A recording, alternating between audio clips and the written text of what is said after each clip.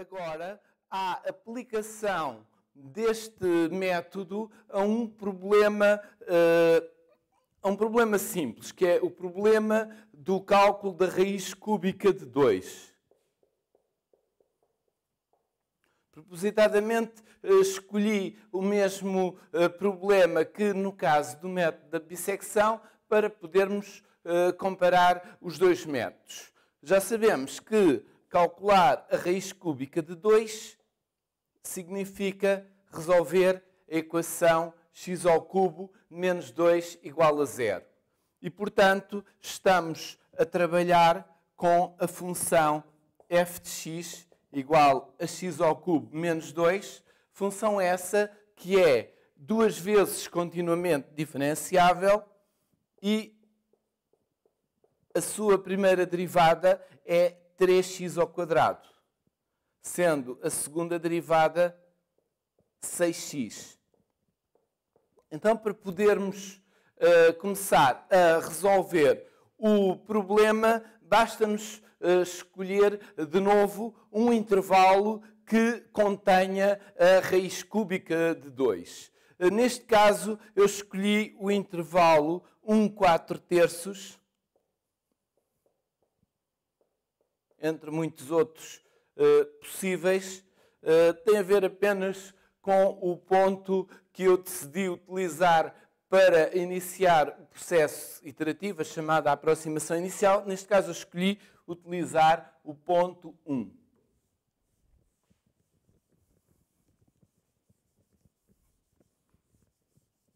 Notemos, antes de mais, que no intervalo 1/4, a primeira derivada da função f nunca se anula. Aliás, ela, como é fácil de ver, só se anula em 0. E, portanto, a condição que nós tínhamos posto inicialmente está satisfeita nesse intervalo.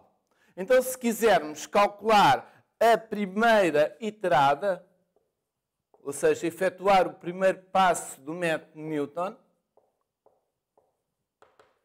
o que é que nós fazemos?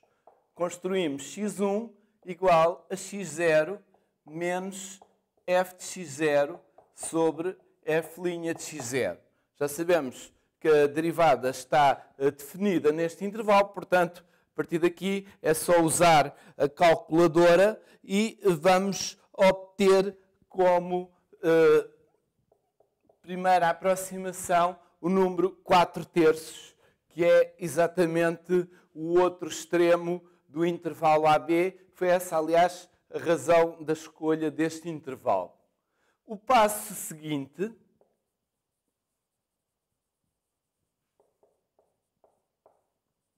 será construir o valor x2 a partir do valor x1, o que se faz exatamente da mesma maneira.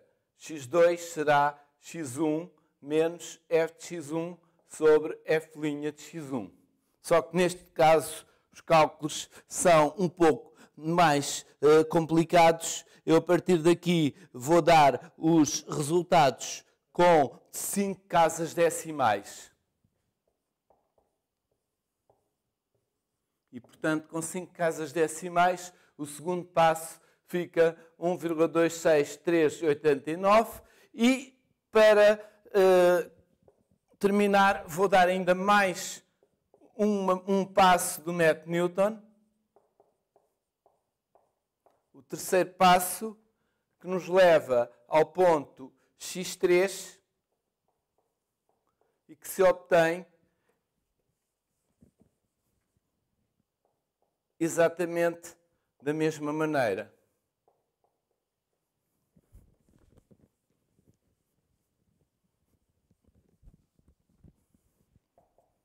Neste caso, obtém-se como aproximação o valor 1,25993. E vamos terminar as aproximações por aqui. Queria agora mostrar como é que nós podemos obter majorantes do erro de cada uma destas aproximações para nos convencermos de que, de facto, esta aproximação obtida já tem uma boa precisão. Em relação à aproximação inicial x0. Ora, se nós sabemos que o comprimento do intervalo inicial 1/4 é igual a 1 terço, portanto, B menos A é igual a 1 terço, nós podemos imediatamente garantir que o erro da aproximação inicial x0 é menor ou igual que 1 terço, que é o comprimento deste intervalo. Então, a partir daqui, para obtermos uma majoração do erro de x1, nós podemos usar a fórmula que eu há pouco referi e que nos diz que o erro de x1 é menor ou igual do que o máximo do módulo da segunda derivada no intervalo 1/4 dividido por 2 vezes módulo de f' de x0 e vezes o erro de x0 ao quadrado. Ora bem, como nós já sabemos que o erro de x0 é menor ou igual que 1 terço, o que nos falta agora é apenas calcular o máximo do módulo da segunda derivada. Portanto, eu vou representar o máximo do módulo da segunda derivada por m. Portanto, o máximo é fácil de ver que é atingido no ponto 4 terços, portanto, é igual a 8.